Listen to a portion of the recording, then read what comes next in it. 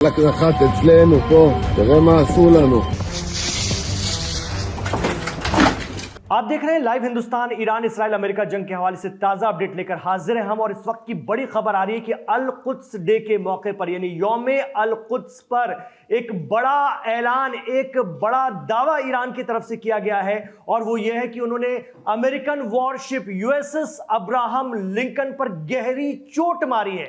जी हां, ईरानी मीडिया यही दावा कर रहा है आईआरजीसी के हवाले से। हालांकि अमेरिका अभी इस पर चुप है, खामोश है। लेकिन जिस तरह का ये वॉरशिप है, जिसे अजेय माना जाता है, जिसके लिए कहा जाता है कि ना इसे कोई डुबा सकता है, ना कोई इसे मार सकता है, ये अपने आप में एक चलता फिरता एक शहर है जिसमें हजारों की तादाद में स्टाफ है और तमाम वो असलहे हैं जो दुनिया के सबसे एडवांस असलहे हैं और जो किसी भी देश को नाबूद कर सकते हैं। लेकिन उसके लिए ईरान की तरफ से बड़ा दावा कि यूएसएस अब्राहम लिंकन को भारी चोट मारी है, उस पर हिट किया गया है, यह दावा किया जा रहा है, बड़ा दावा किया जा रहा है। आज यौम अल कुद्स है, यानी फिलिस्तीन की आजादी का संकल्प लेने का दिन, जिसे ईरान और उसके प्रॉक्सी या उसका पूरा जो एक्सिस ऑफ रेजिस्टेंस है वो मनाता है। और इसे आयतुल्लाह खुमैनी ने डिक्लेयर किया था। एक बात याद रखिएगा कि इसे मिडिल ईस्ट कभी नहीं मनाता। मिडिल ईस्ट के देश भी कहते हैं कि फिलिस्तीन एक आजाद मुल्क बनना चाहिए, मस्जिद अक्सा आजाद होनी चाहिए,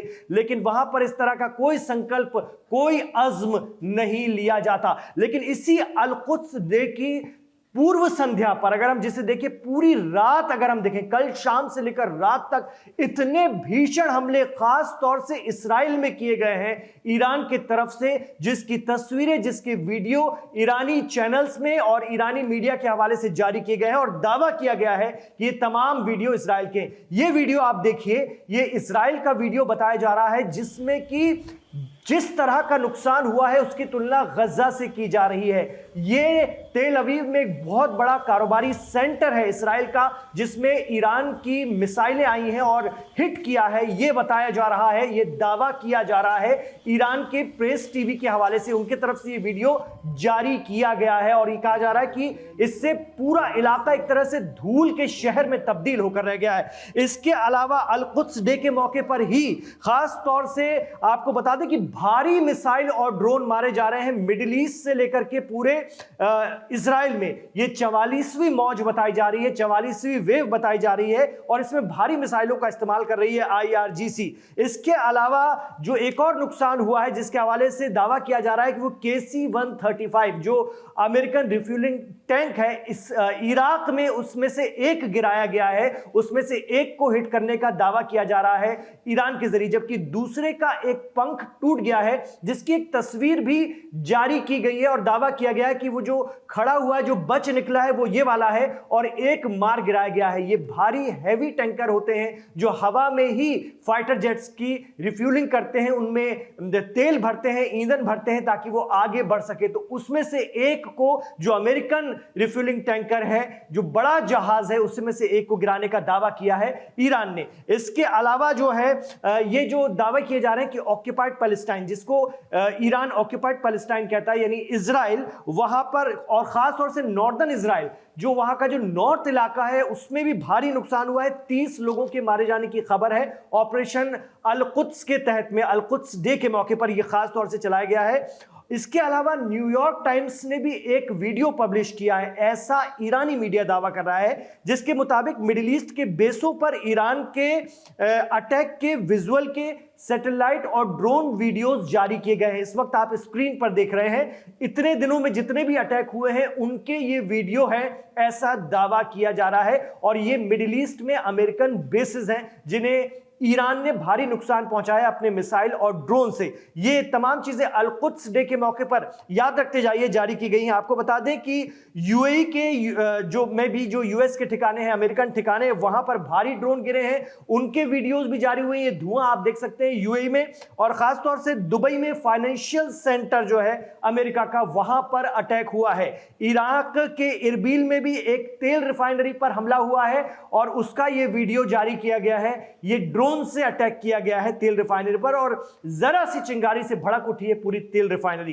तेल अवीव में फाइनेंशियल बिल्डिंग पर अटैक हुआ है और मिसाइलें गिरी हैं, इस तरह के दावे किए जा रहे हैं। और ये जो बात प्रेसिडेंट ट्रंप की तरफ से कही गई है, अभी तत्काल की ये जो उनका एक बयान है जिसमें वो कह रहे हैं कि हमें पता है कि जो आयतुल्लाह मुज्तबा खामनेई वो जिंदा हैं और घायल हैं, ये बात उनकी तरफ से कही गई है। हमें पता चल गया है कि वो जिंदा हैं और अब हम उन्हें ढूंढ रहे हैं। जबकि आयतुल्लाह मुज्तबा खामनेई का कल एक बाकायदा तौर पर पैगाम आया था अल-कुद्स डे के एक दिन पहले, यानी उसकी शाम को, और इसके बाद से एक अलग ही जोश, एक अलग ही उत्साह IRGC में और इराकी अवाम में भी नजर आ रहा है। ये तस्वीरें आप देख रहे हैं, बड़ी तादाद में अल-कुद्स डे, यौम अल-कुद्स पर लोग सड़कों पर उतरे हैं और बाकायदा ईरान के परचम लेकर के, आयतुल्लाह खामनेई की तस्वीरों को लेकर के, आयतुल्लाह खुमैनी की तस्वीरों को लेकर के और नारेबाजी कर रहे हैं।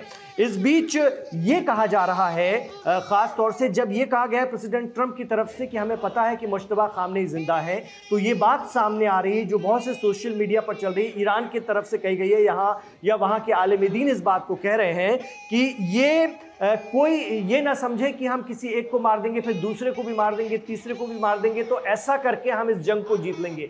लेकिन उनका कहना है ये विलायत का सिलसिला है, इसमें किसी की जान से जाने का कोई फर्क नहीं पड़ता, अगला उस परचम को उठा लेता है। तो अगर प्रेसिडेंट ट्रंप और अमेरिका ये समझ रहा है कि एक और सुप्रीम लीडर को हम खत्म कर देंगे तो ये सिलसिला रुक जाएगा। इसके लिए कहा गया है कि ये निज़ाम इलाही है और इमाम ज़माना तक इसको पहुंचना है, मतलब इमाम मेहंदी तक ये जाएगा। यानी आप कितने भी लोगों को कत्ल करते जाएं, लेकिन वो मशाल आगे बढ़ती जाएगी और ये मार देने का सिलसिला, किसी भी फाजिर के, हमारे रहबरों को मार देने में ये सिलसिला रुकने वाला नहीं है। अगर कल अली खामनेई इस मुल्क को संभाल रहे थे तो आज मुज्तबा खामनेई इस परचम को संभालेंगे हमारे पास। तो रहबर बदलते हैं मगर विलायत का रास्ता जिंदा रहता है। इस तरह की बातें भी सामने आई हैं। आपको एक बात और बता दें कि ऐसा नहीं है कि ईरान में नुकसान नहीं हो रहा है, ईरान में भी भारी नुकसान हुआ है। आप कुछ तस्वीरों के जरिए हम दिखा रहे हैं जो कि वहां की जो न्यूज़ एजेंसियां हैं उनके जरिए जारी की गई हैं। ये तस्वीरें देखिए, ईरान में भी लोग रो रहे हैं, परिवारों के कई परिवार जो हैं इस पूरे इन हमलों में हताहत हुए हैं या उनकी जानें गई हैं। ये तस्वीरें आप देख सकते हैं। और सिविलियन इलाकों में भी भारी नुकसान इजराइल और अमेरिका के जरिए ईरान में भी किया गया है। तो नुकसान दोनों तरफ से हो रहा है, लेकिन ईरान का जो जोश है वो अल-कुद्स डे पर दोबाला हो गया है जिसको कहना चाहिए, और उसकी बानगी हमने कल पूरी रात देखी है। खासतौर से इजराइल पर मार पड़ी है और ये इजराइल को एक पैगाम है कि हम अक्सा को नहीं भूले हैं और अब शायद ये जंग अक्सा की आज़ादी तक जाएगी, क्योंकि जो इनके जो नए रहबर हैं, जो मुज्तबा खामनेई हैं, उन्होंने साफ तौर पर कह दिया है कि एक एक चीज का बदला लिया जाएगा, न सिर्फ आयतुल्लाह अली खामनेई का बल्कि जितने लोगों की शहादत हुई है, बकौल उनके हम बता रहे हैं,